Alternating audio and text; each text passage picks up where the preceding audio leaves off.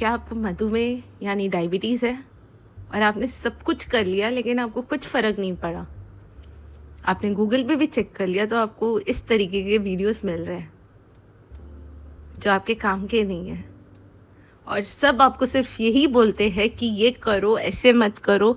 आपने थोड़ी सी भी शक्कर खा ली तो आपका डायबिटीज़ बढ़ जाएगा। आप नीम की पत्तियाँ खाओ, आप करेले का जूस पियो, आप साथ में सारी डॉक्टर्स की दवाइयाँ ले चुके हो लेकिन फिर भी कुछ नहीं हो रहा।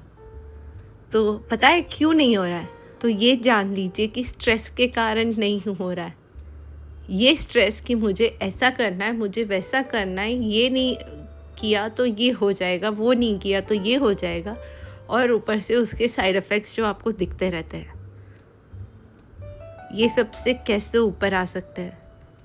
ये सबसे ऊपर आने के लिए सबसे पहले तो आपको ये जानना होगा कि आप स्ट्रेस ले रहे हैं। आपको सबसे पहले तो अपने आप को शांत करना होगा और ये समझना होगा कि सिर्फ खाने से ही डायबिटीज़ का इंसुलिन नहीं बढ़ जाता।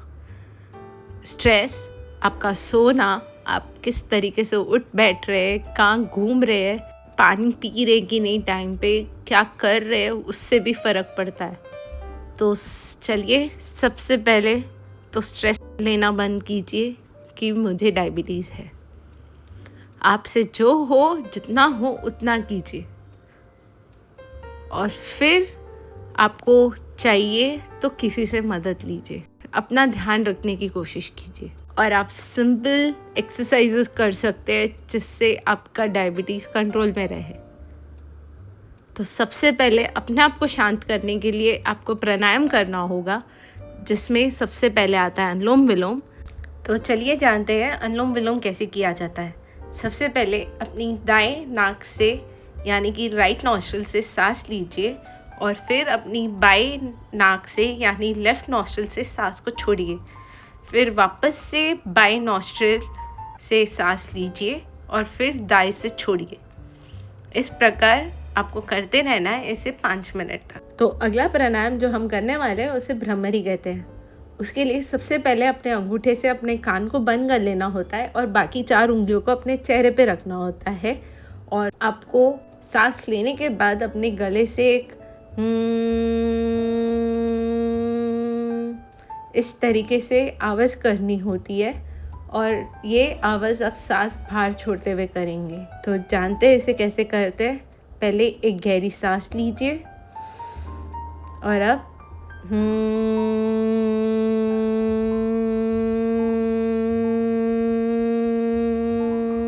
इस तरीके से आपको इसे करना होता है। इसे आप 11 से 21 बार कर सकते हैं तो ज़्यादा रिज़ल्ट अच्छा मिलेगा। अब इसके बाद जो प्राणायाम हम करने वाले हैं उसे ओम चैंटिंग कहते हैं या ओम का जाप। इसे करने के लिए आपको आपके मुंह को खोलना होगा और फिर आ उ म इस तरीके से आवाज़ निकालनी होगी। सांसों को अंदर लीजिए और फिर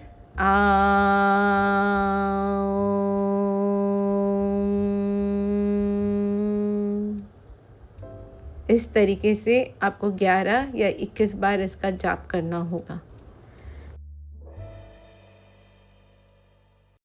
चलिए अब अगले एक्सरसाइज पे बढ़ते हैं। तो चौथी एक्सरसाइज जो हम करने वाले हैं वो है भुजंग आसन। उसके लिए पहले पेट के बल लेट जाइए और अपने हाथों को छाती के पास रखिए और फिर धीरे से सर और कमर को ऊपर उठाइए और ऊपर की ओर देखिए और फिर धीरे से इसी तरह से वापस आ जाइए।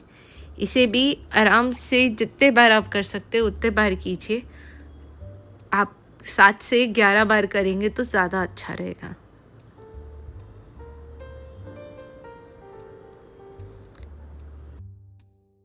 अब बढ़ते अगले एक्सरसाइज पे जिसे वक्रासन कहते हैं।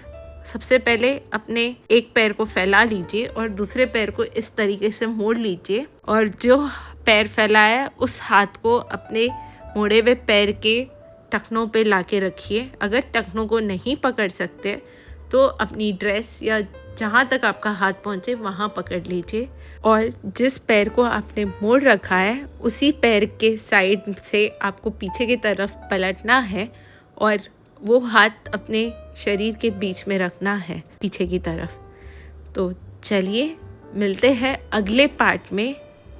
वीडियो देखने के लिए धन्यवाद।